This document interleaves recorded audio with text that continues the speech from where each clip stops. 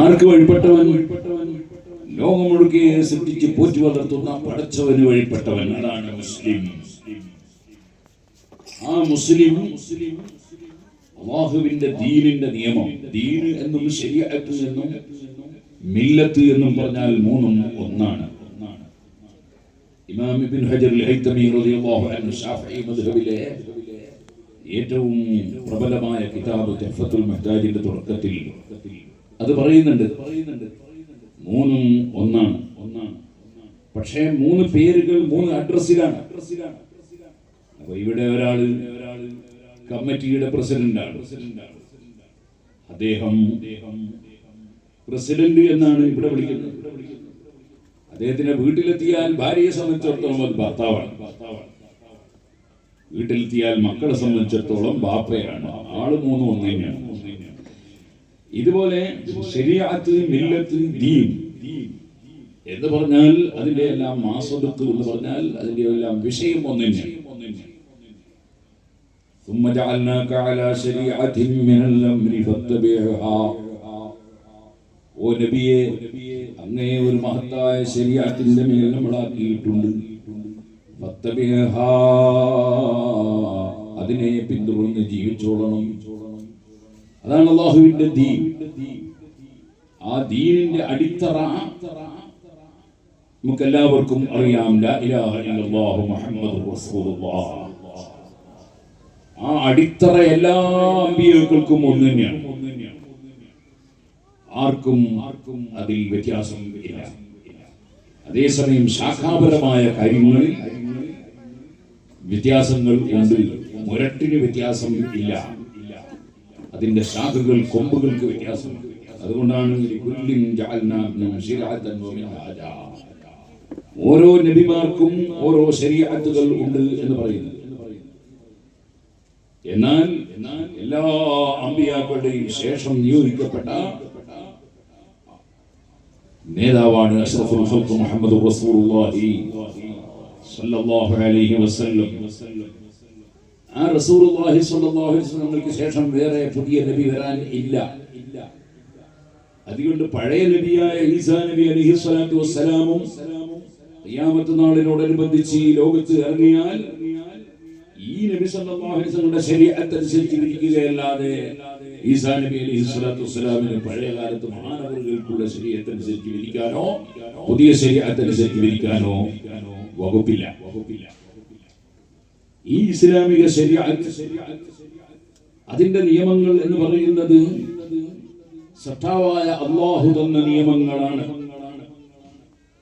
ഒരു സാധനം ഒരു കമ്പനിയിൽ നിന്ന് പുറത്തിറക്കിയാൽ ആ വസ്തു എങ്ങനെയാണ് ഉപയോഗിക്കേണ്ടത്, എവിടെയാണ് ഉപയോഗിക്കേണ്ടത്, എങ്ങനെയാണ് ഓൺ ചെയ്യേണ്ടത്, എങ്ങനെയാണ് ഓഫ് ചെയ്യേണ്ടത്, എപ്പോൾ എവിടെ ഏത് സ്വിച്ചാണ് അമർത്തേണ്ടത് എന്നൊക്കെ പറയേണ്ടത് ആരാ?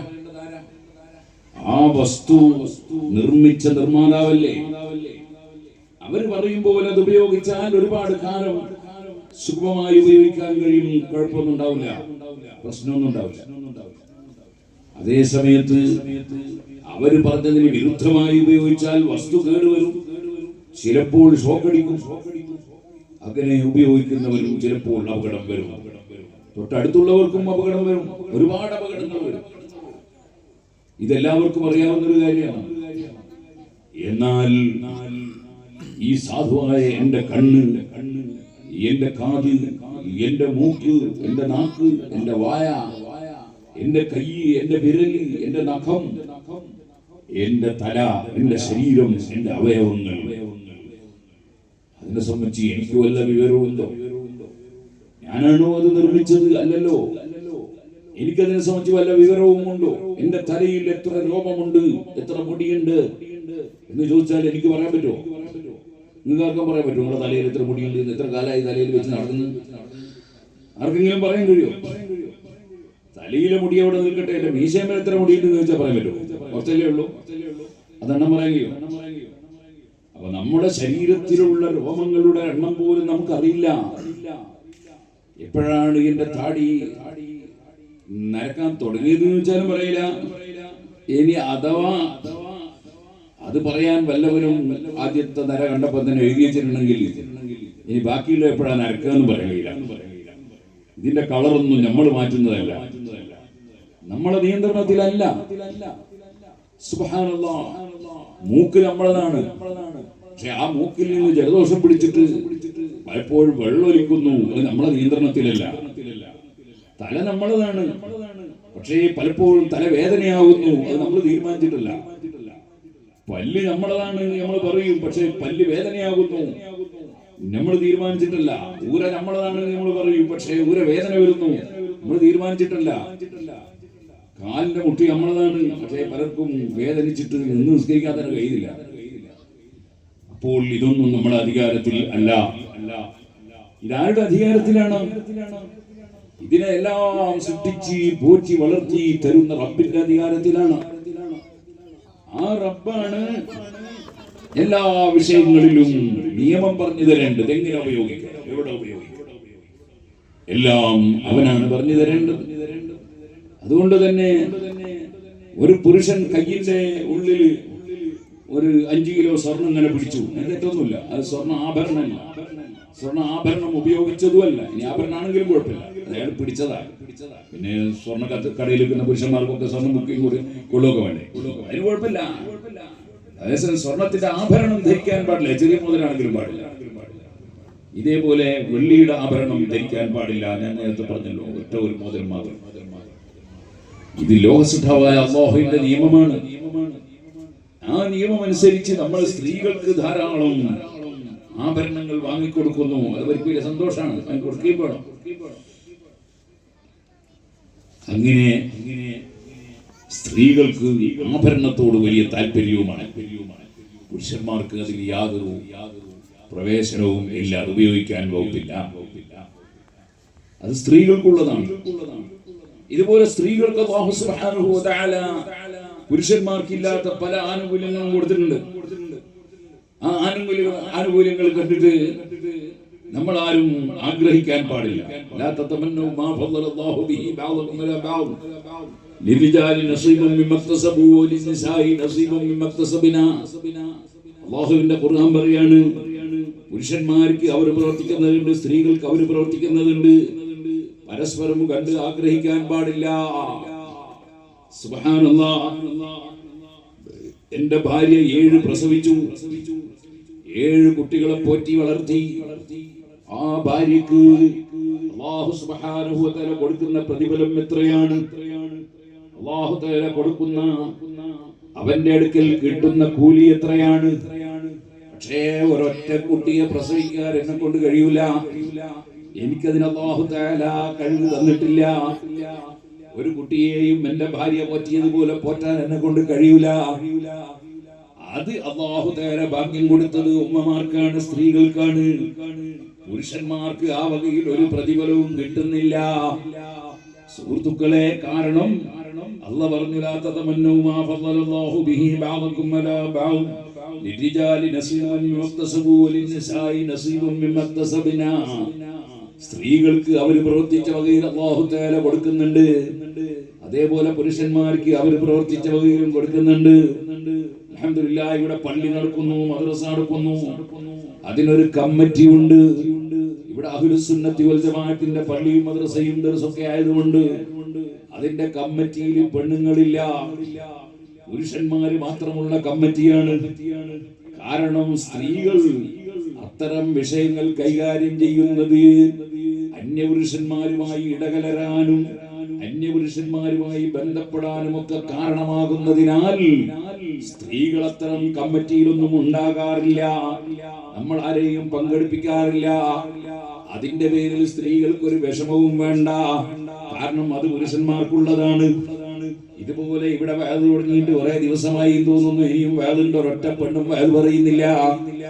അതിന്റെ പേരിൽ സ്ത്രീകൾക്ക് കംപ്ലൈന്റ് ഇല്ല. മൂമിനത്തായ ഈമാനുള്ള സ്ത്രീകൾക്ക് കംപ്ലൈന്റ് ഉണ്ടാവില്ല.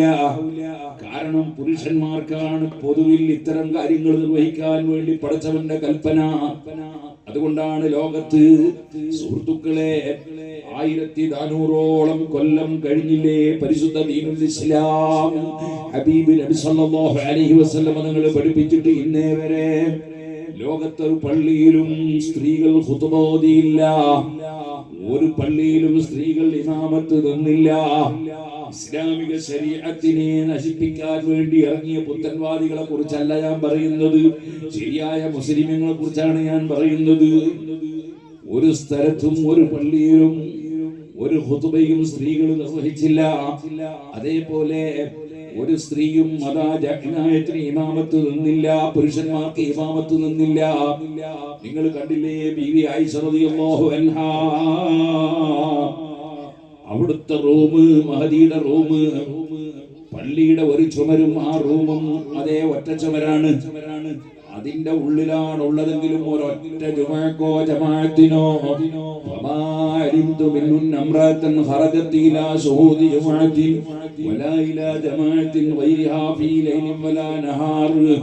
ഇമാം ശാഫിഈ റളിയല്ലാഹു അൻഹു അസന്നിഗ്ധമായി പ്രഖ്യാപിക്കുകയാണ്, നബിതങ്ങളുടെ ഭാര്യമാരിൽ നിന്നോ പെൺകുട്ടികളിൽ നിന്നോ ഒരൊറ്റ പെണ്ണ് ഒരു ജുമഅക്കും ജമാഅത്തിനും പള്ളിയിലേക്ക് പുറപ്പെട്ടു വന്നിട്ടില്ല.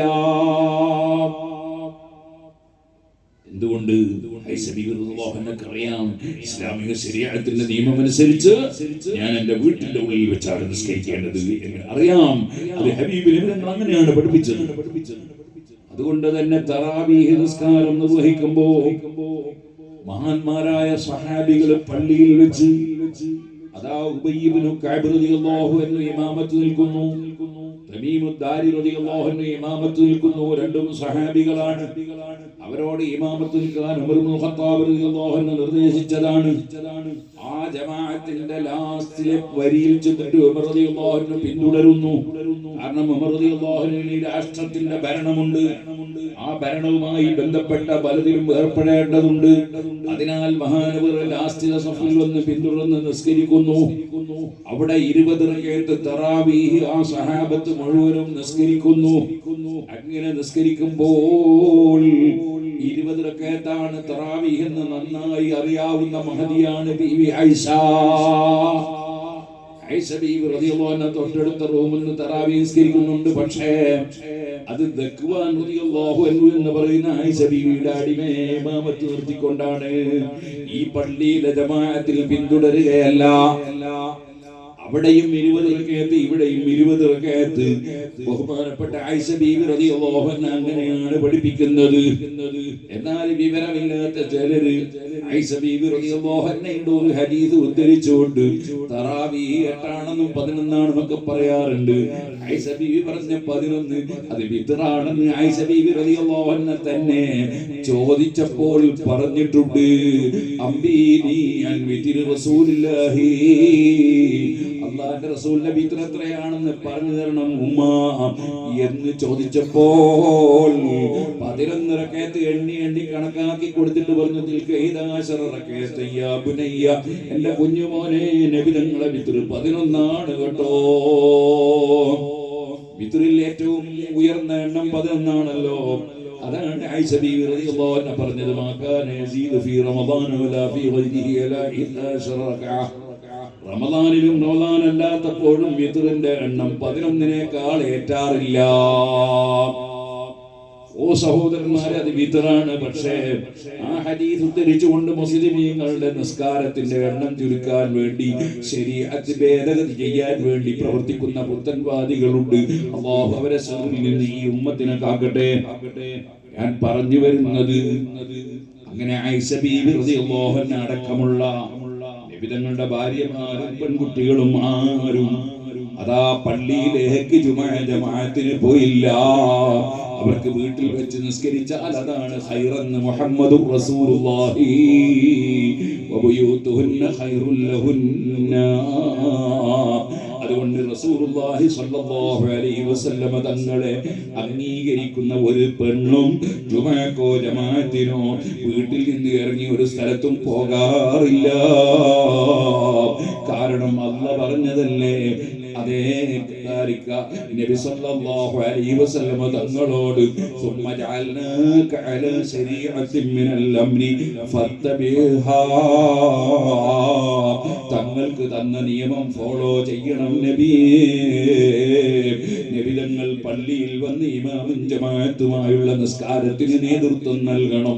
സഹാബത്ത് ആണുങ്ങളൊക്കെ അവിടെ വന്ന് നിസ്കരിക്കണം. അതേ സമയത്ത് നബി തങ്ങളുടെ ഭാര്യമാരും പെൺകുട്ടികളുമൊക്കെ വീട്ടിൽ വെച്ച് നിസ്കരിക്കണം. ഇസ്ലാമിക ശരീഅത്തിന്റെ നിയമമാണ്. അത് കണ്ടിട്ട് സ്ത്രീകൾ ആരും ഞങ്ങൾക്ക് പള്ളിയിൽ ജുമഅക്ക് പോകണ്ടേ എന്ന് ചിന്തിക്കാൻ പാടില്ല.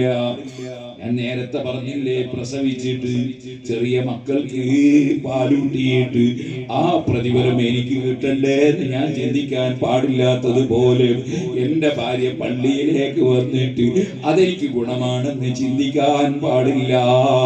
അതാണ് ഖുർആൻ പറഞ്ഞില്ലാത്ത തമന്നൂമാ ഫളല്ലാഹു ബിഹി ബഅദകും അലാ ബഅദ് ലിർരിജാലി നസീബും മിമ്മ ഇക്തസബൂ വലിന്നിസാഇ നസീബും മിമ്മ ഇക്തസബനാ. ആണുങ്ങൾക്ക് അവർ പ്രവർത്തിക്കുന്നതിന്റെ ഗുണം അവർക്കുണ്ട്, സ്ത്രീകൾക്ക് അവർ ചെയ്യുന്നതിന്റെ ഗുണം അവർക്കുണ്ട്. അത് പരസ്പരം കണ്ട് ആഗ്രഹിക്കാൻ പാടില്ല. സുഹൃത്തുക്കളെ, അപ്പൊ നമ്മൾ ആരും എനിക്ക് സ്വർണത്തിന്റെ മോതിരം ധരിക്കണം അല്ലെ ചെയിന് ധരിക്കണം എന്ന് ചിന്തിക്കാൻ തന്നെ പാടില്ല, ധരിക്കാൻ പാടില്ല. ചിലര് സുബ്ഹാനല്ലാഹ് ഈ കസ്റ്റംസിനെ വെട്ടിക്കാൻ വേണ്ടിയിട്ട് പൊന്നിന്റെ ചെയിന് ദുബായിൽ ഉണ്ടാക്കിയിട്ട് കഴുത്തിലിട്ട് കൊണ്ടിരുന്ന ചില പുരുഷന്മാരുണ്ട്. ഹറാമാണ്, അങ്ങനെ ചെയ്യാൻ പാടില്ല. അതേ സമയത്ത് ഭാര്യ ഇട്ട് കൊണ്ടുവരാൻ കുഴപ്പമില്ല, നമ്മളതിടുന്നത് ഹറാമാണ്. പിന്നെ കസ്റ്റംസിനെ വെട്ടിക്കുക എന്നുള്ളത് അത് പാടുണ്ടോ എന്നുള്ളത് അത് ഇവിടുത്തെ നിയമ കോടതിയും പോലീസും ഡിപ്പാർട്ട്മെന്റും ഒക്കെ പറയേണ്ട സംഗതിയാണല്ലോ, ഞാനല്ലല്ലോ പറയേണ്ടത്. സുഹൃത്തുക്കളെ, ഞാൻ പറഞ്ഞു വരുന്നത്, അപ്പോൾ ഇസ്ലാമിക ശരീഅത്തിൽ എവിടെയും നിയമങ്ങളുണ്ട്. സ്ത്രീകൾക്ക് വളരെ താല്പര്യമുള്ള വസ്തുവാണ് സ്വർണം. ആ സ്വർണത്തിന്റെ ആഭരണം, അതിൽ നിന്ന് സദഖ ചെയ്യണമെന്നാണ് നബി സല്ലല്ലാഹു അലൈഹി വസല്ലം പറയുന്നത്. തസദ്ദഖന വലൗ മിൻ ഹലിയികുന, നിങ്ങൾ ആഭരണത്തിൽ നിന്ന് എടുത്തിട്ടെങ്കിലും നിങ്ങൾ സദഖ ചെയ്യണം സ്ത്രീകളെ. സുബ്ഹാനല്ലാഹ്. അവിടെ നബി സല്ലല്ലാഹു അലൈഹി വസല്ലം ഒന്നുകൂടി പറഞ്ഞു, ഞാൻ നരകം കണ്ടിട്ടുണ്ട്, സ്വർഗം കണ്ടിട്ടുണ്ട്. നരകത്തിൽ കുറെ സ്ത്രീകളെ കണ്ടു. അപ്പൊ സ്ത്രീകൾ ചോദിച്ചു, നബിയെ ഞങ്ങൾ എന്തേ കുറെ കൂടുതൽ നരകത്തിലുണ്ടാകാൻ കാരണം? അപ്പോൾ അവിടുന്ന് പറഞ്ഞു, പല സ്ത്രീകൾക്കും ഒരു സ്വഭാവമുണ്ട്, എല്ലാവർക്കും ഉണ്ട് എന്നല്ല, അവർക്ക് ചില സ്വഭാവങ്ങളുണ്ട്. അതിൽപ്പെട്ട ഒന്നാണ് യക്ഫുർന, അവര് കുഫർ ചെയ്യും. അതേ യക്ഫുർന എന്ന് പറഞ്ഞാൽ അതിന്റെ അർത്ഥം എന്താണ്? സഹാബത്ത് ചോദിക്കുന്നു, യക്ഫുർന ബില്ലാഹ്, അവർ അല്ലാഹുവിൽ അവിശ്വസിക്കുമെന്നാണോ നബിയേ? നബിതങ്ങൾ പറയുന്നു, അല്ല അല്ല, അവർക്ക് ഈമാനുണ്ട്, അവർ കാഫിർ എന്ന് പറയുന്ന ഇനത്തിൽ പെട്ടതല്ല. പക്ഷേ ഭാഷാപരമായി കഫറ യക്ഫുറു എന്നൊക്കെ പറഞ്ഞാൽ അതിന് വേറൊരു അർത്ഥമുണ്ട്. യക്ഫുർനൽ അശീർ, അവർ അതാ ഭർത്താവിനോട് നന്ദി കേട് കാണിക്കും. ചില സ്ത്രീകള്, എല്ലാ സ്ത്രീകളും അല്ല കേട്ടോ, ചില സ്ത്രീകൾ ഭർത്താവിനോട് നന്ദി കേട് കാണിക്കും. അത് നരകത്തിൽ കടക്കാൻ കാരണമാകും. നിബിധങ്ങൾ പറഞ്ഞു, എത്രത്തോളം എന്നറിയോ ചില സ്ത്രീകളുടെ സ്വഭാവം? അതേ, നിങ്ങൾ എല്ലാ ഗുണവും അവർക്ക് ചെയ്തു കൊടുത്താലും ഒരു ദിവസം അവർ പറഞ്ഞ ഒരു സംഗതി കിട്ടിയില്ലെങ്കിൽ അവർ ചിലപ്പോ പറയും, ഒരു ഗുണവും ഇന്ന് വരെ എന്നെ വിവാഹം ചെയ്തിട്ട് നിങ്ങൾ എനിക്ക് കിട്ടിയിട്ടില്ല എന്ന് ചിലപ്പോൾ ചില സ്ത്രീകൾ പറഞ്ഞു കളയും. അത് സ്ത്രീകളുടെ ഒരു ദൗർബല്യമാണ്, അതൊരു നന്ദി കേടാണ്, അത് നരകത്തിൽ കടക്കാൻ കാരണമാണ്. അതേപോലെ തന്നെ അവർ ചിലപ്പോൾ ലഅനത്ത് ചെയ്യലിനെ വർദ്ധിപ്പിച്ചു കളയും. സുബ്ഹാനല്ലാഹ്. ചിലപ്പോൾ അതാ അവര് ഒരു കോഴി വന്നിട്ട് അവർ വെച്ച ധാന്യം തിന്നാൽ ചിലപ്പോ ആ കോഴിയെ ശപിച്ചു കളയും. അങ്ങനെ ശപിക്കാൻ പാടില്ല, ഒരു ജീവിയെ ശപിക്കാൻ പാടില്ല. സുഹൃത്തുക്കളെ, എത്രത്തോളം എന്ന് നിങ്ങൾക്കറിയില്ലേ? ഇമാം ബുഖാരി റിപ്പോർട്ട് ചെയ്ത ഒരു ഹദീസിൽ കാണാം, ഇമാം ബുഖാരി ഒരു അധ്യായം തന്നെ കൊടുക്കുകയാണ്. എന്താണ് ആ അധ്യായം? ബാബു ദുആഇ ലിൽ മുശ്രികീൻ. ഇസ്ലാമിലേക്ക് കടന്നിട്ടില്ലാത്ത ബഹുദൈവ വിശ്വാസികളായ മുസ്ലിമീങ്ങൾ, മുശ്രിക്കീങ്ങൾ, അവർക്ക് ഗുണമായി നബി സല്ലല്ലാഹു അലൈഹി വസല്ലം പ്രാർത്ഥിച്ച അധ്യായം. സുബ്ഹാനല്ലാഹ്, അധ്യായത്തിൽ കൊണ്ടുവരുന്ന ഹദീസ് എന്താണ്? ബഹുമാനപ്പെട്ട അതേ തുഫൈൽ ഇബ്നു അംർ ദൗസി റളിയല്ലാഹു അൻഹു ആണെന്ന് തോന്നുന്നു. എന്നിട്ട് നബി തങ്ങളോട് പറയുന്നു, നബിയെ, ഇന്ന ദൗസൻ അത് അസത്ത് വ തഗത്ത്, ദൗസ് ഗോത്രക്കാർ മുശ്രിക്കീങ്ങൾ അവരതാ വളരെ അക്രമം ചെയ്യുന്നു. അവര് തങ്ങൾ പറയുന്ന ഒന്നും അംഗീകരിക്കുന്നില്ല. അവര് മുശ്രിക്കീങ്ങളാണ്. അതിനാൽ നബിയെ, അവർക്കെതിരെ ഒരു പ്രാർത്ഥന നടത്തണേ. ഹബീബ് നബി സല്ലല്ലാഹു അലൈഹി വസല്ലം തങ്ങൾ അവർക്കെതിരെ പ്രാർത്ഥിച്ചില്ലെന്ന് മാത്രമല്ല, അവിടുന്ന് പ്രാർത്ഥിക്കുകയാണ്, അല്ലാഹുമ്മ ഹ്ദി ദൗസൻ വഅതി ബിഹിം. ആ ദൗസ് ഗോത്രക്കാരായ മുശ്രിക്കീങ്ങളെ നീ സന്മാർഗത്തിലാക്കണേ, അവരെയും നീ ഇങ്ങോട്ട് കൊണ്ടുവരണേ. ഈ ഹദീസാണ് ഇമാം ബുഖാരി റളിയല്ലാഹു അൻഹു ബാബു ദുആഇ ലിൽ മുശ്രികീൻ എന്ന അധ്യായത്തിൽ കൊണ്ടുവരുന്നത്. എന്നാൽ അതിന്റെ മേലെ വേറൊരു അധ്യായമുണ്ട്, ബാബു ദുആഇ അലൽ മുശ്രികീൻ, മുശ്രിക്കീങ്ങൾക്കെതിരെ പ്രാർത്ഥിച്ച അധ്യായം. അത് നബി സല്ലല്ലാഹു അലൈഹി വസല്ലം തങ്ങളെയും സഹാബത്തിനെയും വല്ലാതെ ശല്യം ചെയ്ത് സഹിക്കാത്ത ശല്യം ചെയ്ത ചില സമയത്ത് അവർക്കെതിരെ പ്രാർത്ഥിച്ച ചില ഒറ്റപ്പെട്ട സംഭവങ്ങളുണ്ട്. അതവിടെ ഇമാം ബുഖാരി ഉദ്ധരിക്കുന്നുണ്ട്. ഈ രണ്ട് അധ്യായവും വിവരിച്ചുകൊണ്ട് ഇമാം ഇബ്നു ഹജർ അൽ അസ്ഖലാനി റളിയല്ലാഹു അൻഹുവും ഇമാം ഖസ്തലാനി റളിയല്ലാഹു അൻഹുവും ഒക്കെ സഹീഹുൽ ബുഖാരിയുടെ വ്യാഖ്യാനത്തിൽ വിശദീകരിച്ചത് കാണാം. വല്ലാത്ത ശത്രുതയും ബുദ്ധിമുട്ടും ഉണ്ടാക്കിയ സമയത്താണ് അവർക്കെതിരെ പ്രാർത്ഥിച്ചത്. അതേ സമയത്ത് ഇണക്കിയെടുക്കുകയും സൗഹാർദ്ദം വെച്ച് പുലർത്തുകയും ചെയ്യുന്ന മുശ്രിക്കീങ്ങളാകുമ്പോൾ അവരെ മനസ്സ് നമ്മളുമായി ഇണങ്ങുകയാണ് ആവശ്യം.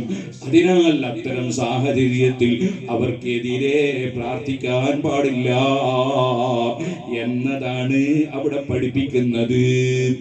സുഹൃത്തുക്കളെ, ഞാൻ പറഞ്ഞു വന്നത് നിങ്ങൾ ഓർക്കണം, എല്ലാ രംഗത്തും പരിശുദ്ധ ഇസ്ലാമിക ശരീരത്തിന് കൃത്യമായ നിയമങ്ങളുണ്ട്. അപ്പൊ സ്ത്രീകൾ ചിലപ്പോൾ കോഴിയെ ശപിച്ചു എന്ന് വരും, അതുപോലെ വേറെ ജീവികളെ ശപിച്ചു എന്ന് വരും. ദേഷ്യം പിടിക്കുമ്പോൾ ചിലപ്പോൾ സ്വന്തം മക്കളെ തന്നെ ശപിച്ചു എന്ന് വരും. അതൊന്നും ഇവിടെ ഒന്നുമുള്ള സ്ത്രീകൾ ചെയ്യൂല എന്ന് ഞാൻ മനസ്സിലാക്കുന്നു. അങ്ങനെ ചെയ്യുന്ന കാരണവും നരകത്തിലാകാൻ ഒരു കാരണമാണ് എന്ന് പറഞ്ഞുകൊണ്ട് നബി സല്ലല്ലാഹു അലൈഹി വസല്ലം നരകത്തിൽ രക്ഷപ്പെടാൻ വേണ്ടി നിങ്ങൾ സദഖ ചെയ്യൂ എന്ന് പറഞ്ഞപ്പോൾ ബിലാൽ റളിയല്ലാഹു അൻഹു ഇങ്ങനെ ഒരു ശാലും എടുത്ത് ഇറങ്ങുന്നു. സ്ത്രീകൾ അവരുടെ കഴുത്തിൽ നിന്നും അവരുടെ കാതിൽ നിന്നുമൊക്കെ സ്വർണത്തിന്റെ ചീറ്റുകളും മറ്റും അഴിച്ചിങ്ങനെ കൊടുക്കുന്നു. ഇത് ഇമാം ബുഖാരി റിപ്പോർട്ട് ചെയ്യുന്ന ഹദീസിൽ കാണാം. നബി സല്ലല്ലാഹു അലൈഹി വസല്ലം തങ്ങളുടെ ഭാര്യമാരിൽ ആദ്യമായി നബി സല്ലല്ലാഹു അലൈഹി വസല്ലം തങ്ങളുടെ സമീപത്തേക്ക് വഫാത്തായിട്ട് എത്തിയ സഹോദരി സ്ത്രീ ആരാണ്? സൈനബ ബീബി റളിയല്ലാഹു അൻഹയാണ്. ആ സൈനബ ബീവിക്ക് അങ്ങനെ ഒരു ഭാഗ്യം ലഭിക്കാനുള്ള കാരണം എന്തായിരുന്നു? സൈനബ ബീബി റളിയല്ലാഹു അൻഹ ജോലി ഊറക്കിടുന്ന ജോലിയെടുക്കും, അതുപോലത്തെ പല ജോലിയെടുക്കും. ജോലിയെടുത്ത് കിട്ടുന്നത് മുഴുവനും സദഖ ചെയ്യും. അതുകൊണ്ട് അഷ്റഫുൽ ഖൽഖ് സല്ലല്ലാഹു അലൈഹി വസല്ലം സമീപത്ത് വേഗത്തിലെത്താൻ കഴിഞ്ഞു. സൈനബ ബീബി റളിയല്ലാഹു അൻഹയ്ക്ക് അത് ആയിഷ ബീബി റളിയല്ലാഹു അൻഹ വിശദീകരിക്കുന്നത് കാണാം. അവിടെ ഞാൻ നീട്ടി സംസാരിക്കുന്നില്ല. ധാരാളം സൽക്കർമ്മങ്ങളാണ് ഒരു ഉറൂസിനോടനുബന്ധിച്ച് നടക്കുക. അതിൽപ്പെട്ട ഒന്നാണ് ആളുകൾക്ക് ഭക്ഷണം കൊടുക്കുക. അത് വലിയ സദഖയാണ്. അതേപോലെ കുറെ ഇൽമു പറയാ, അത് വലിയൊരു അമലാണ്. അതേപോലെ തന്നെ കുറെ സലാത്തില്ല, കുറെ ദിക്റില്ല, കുറെ ദുആ നടക്കുക, കുറെ മുഅ്മിനീങ്ങൾ ഒരുമിച്ച് കൂടുക, എന്നിട്ട് ഒന്നിച്ച് ദുആ ചെയ്യുക, അതുപോലെ സിയാറത്ത് ചെയ്യുക. അങ്ങനെ ഒരുപാട് നന്മകളാണ് ഒരു ഉറൂസിനോടനുബന്ധിച്ച് നടക്കുന്നത്. അൽഹംദുലില്ലാഹ്, ഇവിടെയും ഈ ഉറൂസിനോടനുബന്ധിച്ച് അത്തരത്തിലുള്ള ഒരുപാട് കാര്യങ്ങൾ നടക്കുന്നതിന്റെ പുറമെ ഒരു ജാരിയായ സദഖ എന്നും നിലനിൽക്കും. നമ്മൾ മരിച്ചുപോയാൽ നിലനിൽക്കുന്ന ഒരു സദഖയാണ്. സുഹൃത്തുക്കളെ, 1300 രൂപയാണ് ഒരു സ്ക്വയർ ഫീറ്റിന് സംഖ്യയാകുക എന്ന് നേരത്തെ പ്രിയപ്പെട്ട മജീദ് ഹാജി പറഞ്ഞു. അല്ലാഹു തആല അദ്ദേഹത്തിന് നമുക്കും ഇവിടെയുള്ള എല്ലാ ഉമറാക്കൾക്കും എല്ലാ പ്രതിനിധികൾക്കും കമ്മിറ്റിയുടെ ഭാരവാഹികൾക്കും അല്ലാത്തവർക്കും നാട്ടിലും പരിസരങ്ങളിലുള്ള എല്ലാ മുഅ്മിനീങ്ങൾക്കും മുഅ്മിനാത്തുകൾക്കും അല്ലാഹു എല്ലാ ഖൈറും വർദ്ധിപ്പിച്ചു തരുമാറാകട്ടെ. സുഹൃത്തുക്കൾ, അതുകൊണ്ട് എല്ലാവരും അതിൽ പങ്കുചേരണം. ഞാൻ എന്റെ ട്രെയിനിന്റെ സമയം ആയി, അതുകൊണ്ട് നീട്ടി സംസാരിക്കുന്നില്ല. ഇനി ഇവിടെ സംസാരിക്കലും നടക്കും. അതിൽ നിങ്ങൾ എല്ലാവരും പങ്കെടുക്കണം. അതേപോലെ എല്ലാവരും ഇതിൽ കഴിവിന്റെ പരമാവധി 100 square feet, 50 square feet, 25 square feet, 10 square feet, അങ്ങനെ ഏറ്റവും ചുരുങ്ങിയത് 1 സ്ക്വയർ ഫീറ്റ് എങ്കിലും അങ്ങനെ ഓരോരുത്തരും